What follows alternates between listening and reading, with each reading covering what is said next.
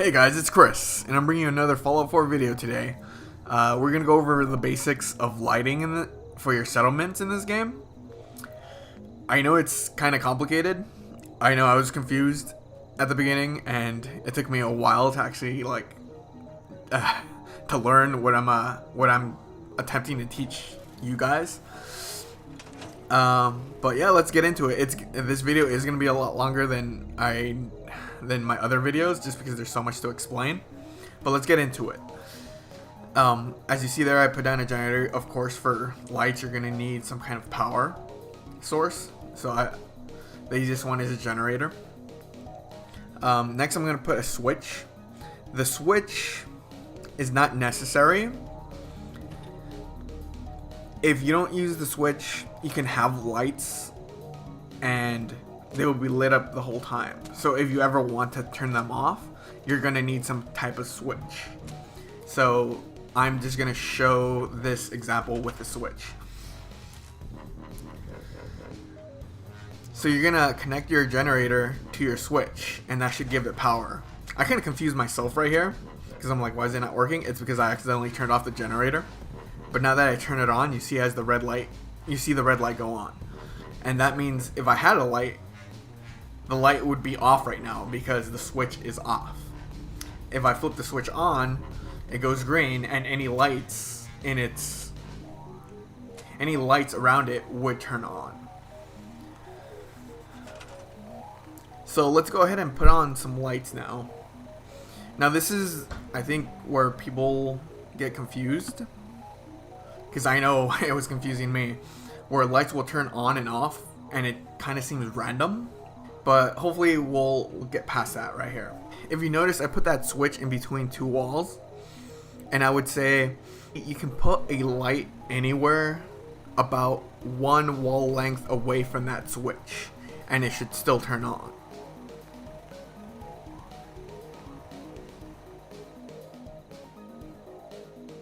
I put that one down.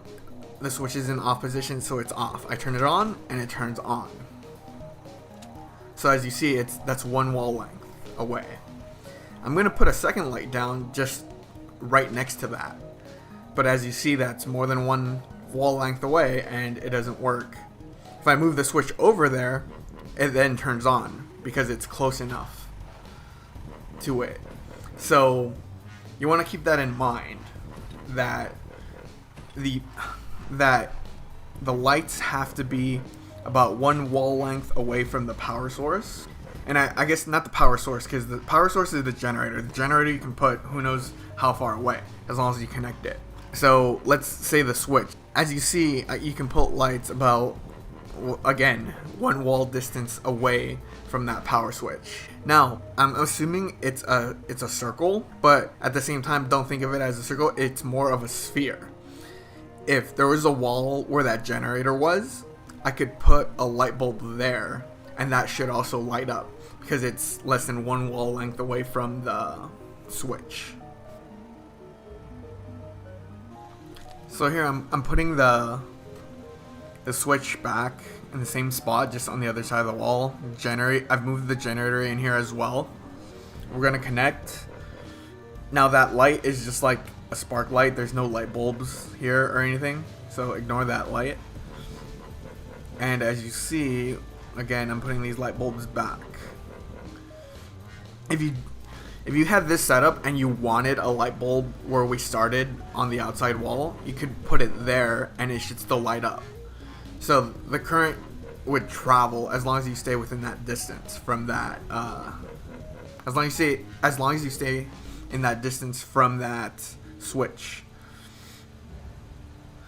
Now it's important to realize that all these light bulbs say they require power, but they don't require one power. That's very important to realize, because there's a searchlight that I believe takes 2 power. So if your generator only generates 3 power and you have 2 spotlights, you wouldn't be able to power both of them because you don't have enough power. But all these light bulbs just require power. They don't require one power. So you can have an infinite amount of light bulbs being powered by this generator, as long as they're within the distance of a power source, such as a switch or other power sources that we will cover later on. So here I left the same setup, but I moved the generator outside and the switch outside. So here we're gonna move on. As you see, I've moved the generator across the street, just that way we don't have to listen to it inside the house. And what you can do is make these pylons, and these pylons you can use to transfer that energy across the street and to multiple houses, or just around your entire house. So you do the same thing. You basically you go to your generator and you just attach the wire. So I attach the wire there, and then I'm trying to attach the wire here, and as you see, it's red because it's going through the house. So I have to come up with something else here because that's not gonna work.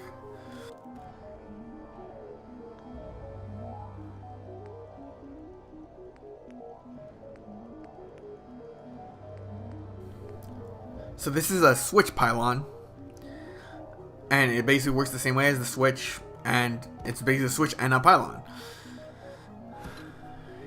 That's also, you can also turn off the power there, or you can just have this instead of a switch if you're just gonna have it outside anyways, like I'm basically doing, because I can't make it stay inside. See, the generator has 3 power. All these connecting still don't use up any of that power.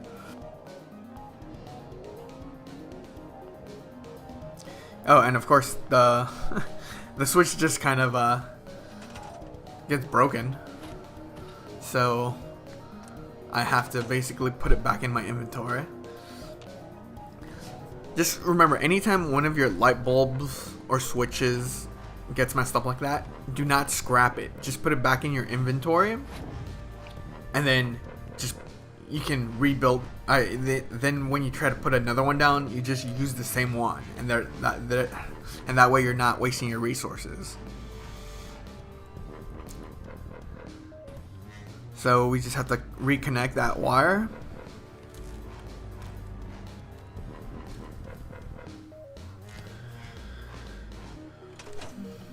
And as we see, they're all on, because whenever you put the switch up, it automatically starts in the on position.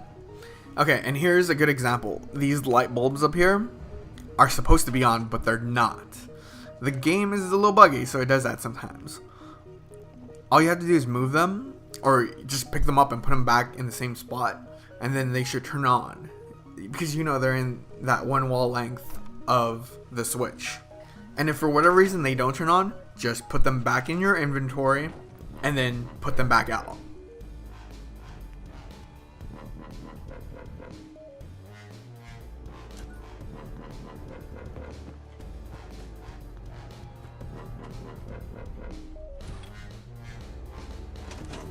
And see, now I turn them off, and that one light bulb stayed on, and that confused me, because I'm like, everything else turned off, why is that one on? The reason is because all these pylons are also generating that sphere of power that lights up any light bulbs within its range. So this pylon specifically is close enough to that light bulb to leave it on, even though I turned off the power. So you kind of have to mess with it like that, and it's still on because the pylons have a bigger range. I'm not sure what they are, but they have a bigger range than the switch does. So I'm here I'm just fiddling around with it, and I just can't get it far away enough. But if I cut the power here, then they're all off. And since I cut the power there, the power doesn't go through the rest of the wire. So here I turn on the original switch, but everything is off because it's not getting any power until I turn this one back on. I hope that's not too confusing. But basically, if you have a switch anywhere in that train of wires and pylons, if you stop stop it halfway, if you stop it in the middle, then everything else past that's not connected to that generator will just automatically lose its power.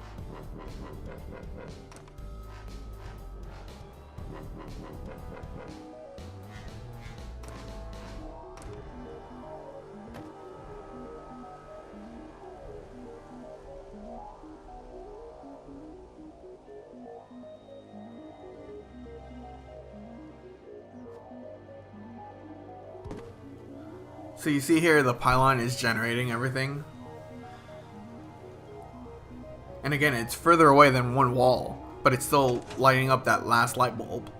Meaning it's, again, its sphere, whatever it is, it's a lot bigger.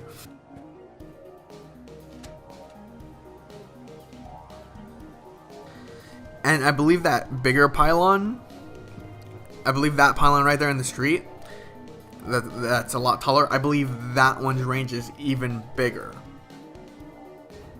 So what I'm doing here is this wall has a hole in the corner. So I'm seeing if I can connect the wire from the outside to a switch inside through that hole. I'm gonna kind of skip this because it turns out that you can't. And now we're gonna set up multiple light switches. So yeah, here I'm just moving the light bulbs. So yeah, I just put them all on the other side. That way they're all off for this example. So again, we're going to use power conduits. And again, the power switch has these conduits on top of it. So it works exactly the same way.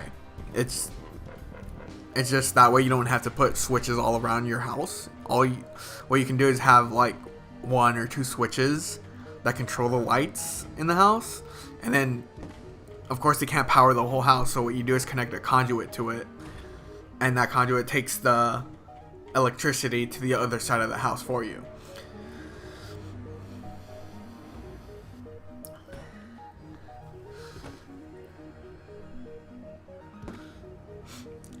And here I don't understand why the wire's not working.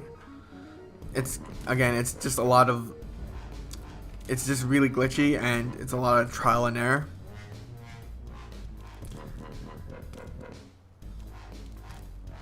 But there we go. So now we have 2 switches. And again, here I'm just showing you how you can set up, like, let's say you set up half your house on one switch and then half your house on the other switch. Or if you really want to get into it, you can have a different switch for each room. You just have to make sure that those spheres of energy are the right distance apart.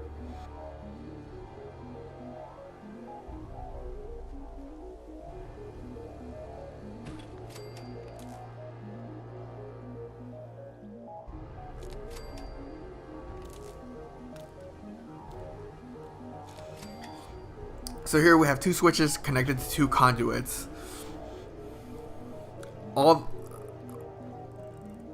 The two lights on the ends are lit up. The middle one has nothing, so I'm going to move this conduit in the middle. So the conduit closest to us is powering 2 lights now, and the second one is only powering the far one. And there I turn off the switch, the 2 light bulbs are off. Now I'm going to turn those back on and turn the far one off. And as you see, that also works. Now we're just going to turn both of them off, and then all the lights are off. But as you saw at the beginning, the conduits were only getting the 2 far ones and the middle one wasn't lighting up. So what you could do is have a third switch and set it up and put a conduit in the middle. So then each light bulb has its own switch. It's just gonna take you a lot more time to set it up and to make it look nice, I guess. And here I'm just deleting the conduits because I realized I don't really need them. I can just have the 2 switches on the wall and they do the same thing. You see they're all off. I'm gonna turn the front ones on.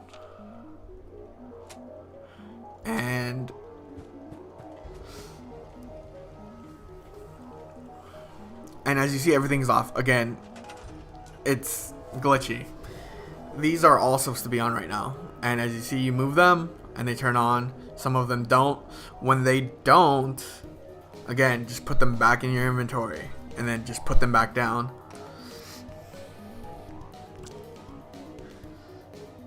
And see, I can just put it right back, and this one should light up no problem. And it doesn't. It's a bad example. So let's take this last one. Will that one light up? Yes, it will. So there you go. All three lit up again. That one turns off the closest one. The other two are getting powered by this one, so they're still on. I turn those off. They're all off. Now, the way I have it set up right now, that middle one can get powered for either. No, it can't. Apparently, it can't. So again, I feel like I'm trying to get into the more advanced things. I think I've covered the basics. I hope that helped. I hope something in this video helped you out. There's a lot more to this, simply because, again, this is all on the outside of the house. It looks kind of ugly, and just for convenience, I want a switch like wherever I'm sleeping. I just want a switch inside the house so I can turn off the light if I want to turn off the light in my room or something. But unfortunately, that's gonna have to be for another day. Whenever I actually figure out how to do that, because there's no good way that I've seen to have a switch inside the house without the stupid generator, which is, I can hear it right now. Actually, that's a turret. But yeah, we'll see. We'll see in the future. Once I figure it out, I'll definitely make another video. So please subscribe if this helped you out. Leave a like if you learned something, and again, thanks for staying throughout this whole video. I know it was a longer one, but we covered a lot of information, and again, hopefully you found something helpful in here. Have fun making your settlements, light them up, and yeah, that's about it. I'll see you guys later.